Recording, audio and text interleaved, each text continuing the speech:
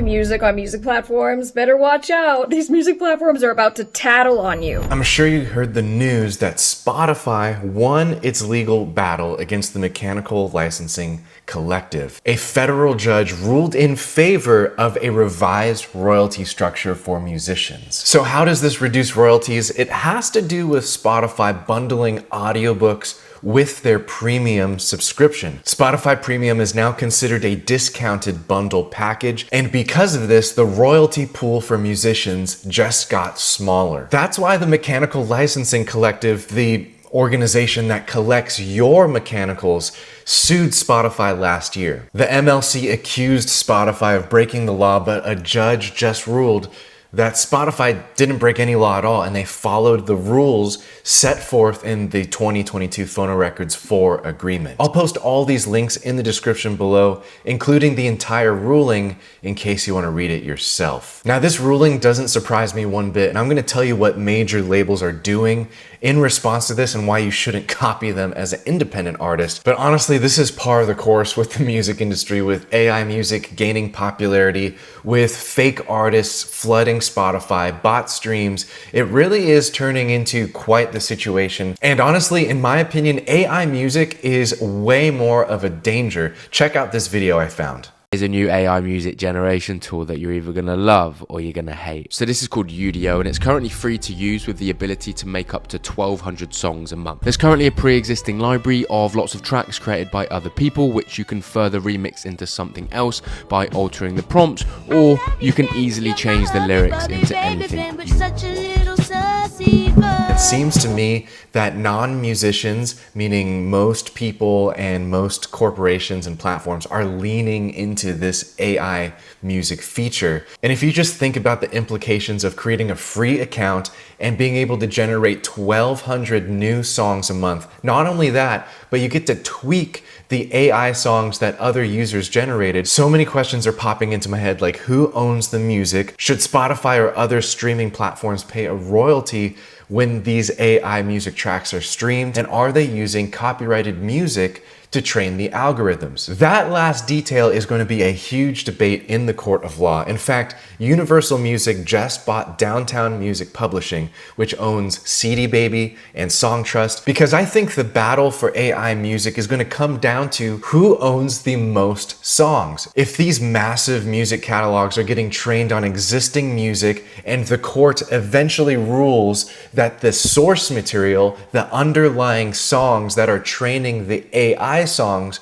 ends up being the copyright holder, then the corporation that owns the most music is going to earn all of those royalties. And I think that's what Universal is betting on. That's what all the major labels are going to be battling for, is that market value when AI music gets decided in the courtroom. The thing that surprises me the most, honestly, are the comments. Look at this. If this works how I want it in my head, this is amazing. This next person says, are these free for commercial use? Can you monetize these songs on YouTube? This account says, we post new songs every week from multiple genres. So they're literally flooding streaming services with fake music, I guess. This guy says, it's fantastic, and I'm starting a page using this now. Wish me luck. I don't know, like all the excitement for AI music and reading those comments, I thought at first that there's no way that these people are musicians, but I'm not so sure. I think that even musicians are thinking that they can earn some money, maybe fairly quickly, by posting a lot of AI music, uploading it to Spotify,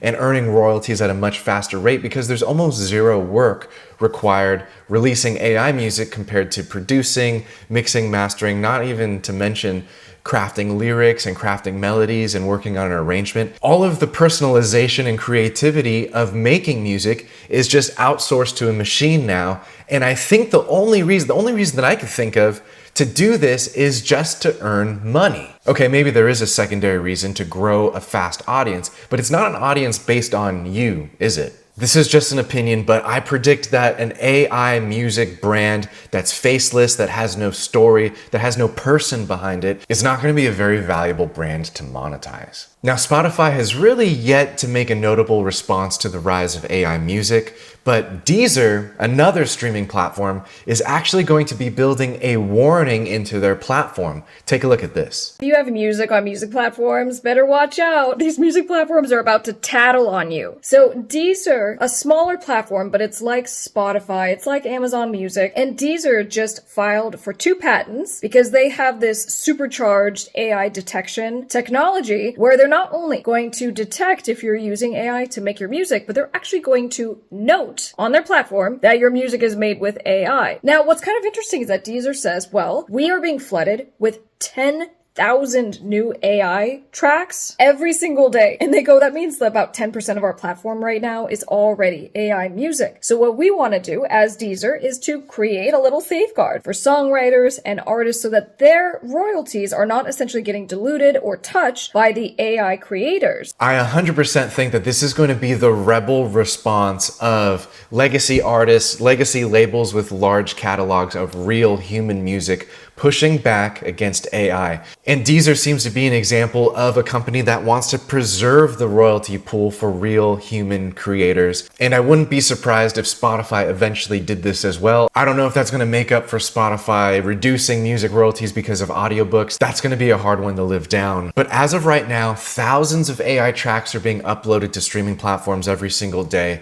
Thousands of real songs are being distributed to Spotify every single day. There's a huge dilution of music that's happening right now. When I first started making music back in high school and college, there was like a revolution in recording technology where you can get an interface and a mic and you can make really high quality recordings on Logic or Pro Tools at home. In fact, the very first recorder that I ever had was one of those Roland physical mixing recording devices where you actually recorded it into the box. And then eventually I got my first copy of Pro Tools and recording got even easier and even better. And even at that time, everyone was surprised with how easy it was to create high quality recordings and release your music independently. It was a game changer for low budget independent artists. Of course, with the good, there also came the bad. There were amazingly talented artists that were recording their music for the first time, but there were also not so talented artists that just bought the equipment but produced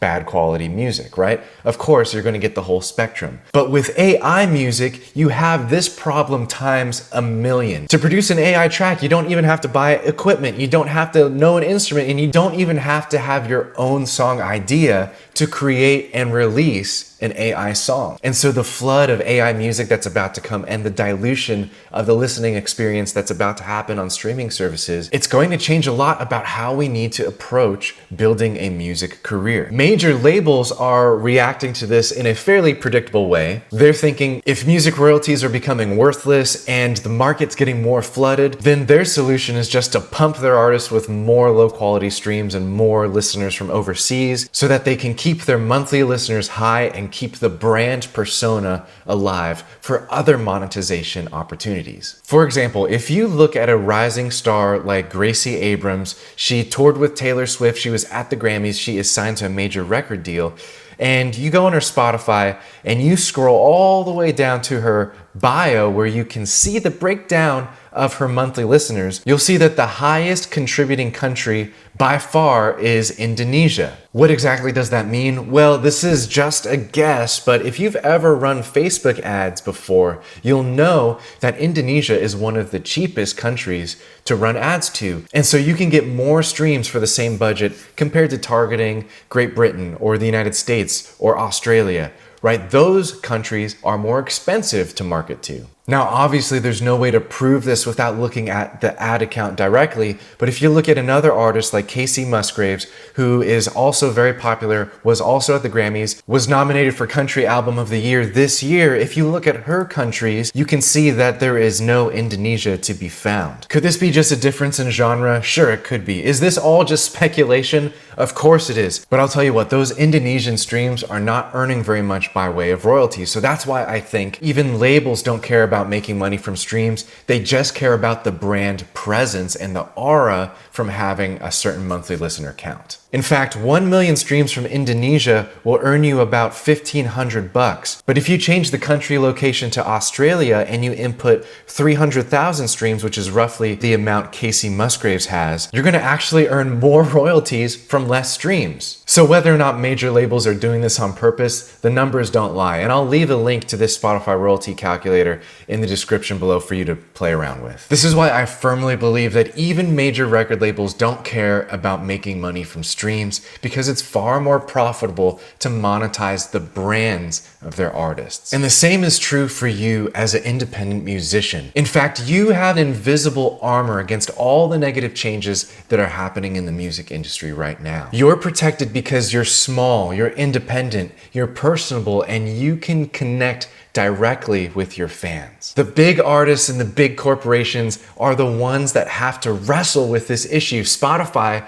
has yet to solve the AI problem, the bot problem on their platform. Their solution is to cut the royalty pool for musicians, to give priority streams to their own artists and their own tracks. And that screws over labels who are locked into the old monetization practices, who are trying to create mega acts and investing millions and millions of dollars on these artists. And every new AI platform is stealing the intellectual property because it's trained on the well-known popular artists, not the unknown, unsigned independent artist. So us independent artists, we have the superpower. We are immune to AI because AI copies the generic formula of the mainstream music industry. And all we have to do is just be ourselves. The more unique you are, the more you tap into your own honest expression through your storytelling and your lyric writing, the more you distance yourself from anything artificial intelligence can create. And you don't need millions of streams to prove yourself as a brand. Labels are playing that risky game and hoping we collectively fall in love with the next cookie cutter act. And then they have to pump millions of streams from Indonesia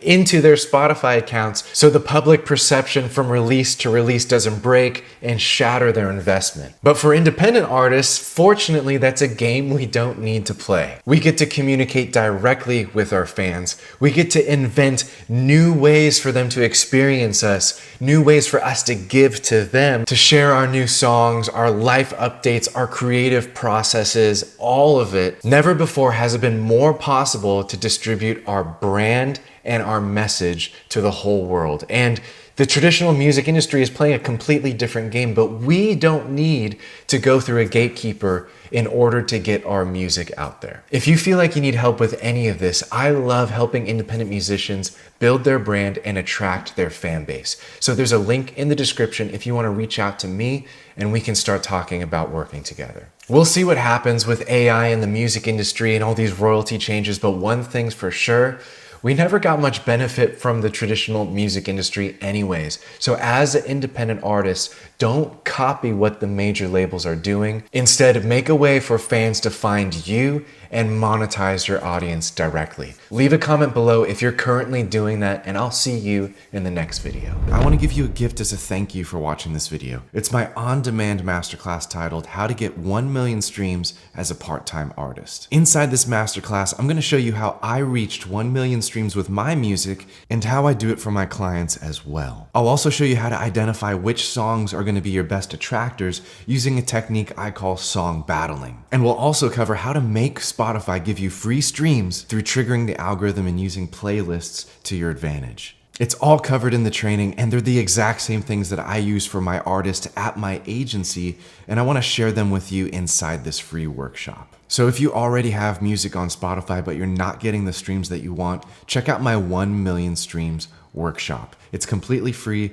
and you can get it at indiemusicacademy.com/million streams or click the link in the description below.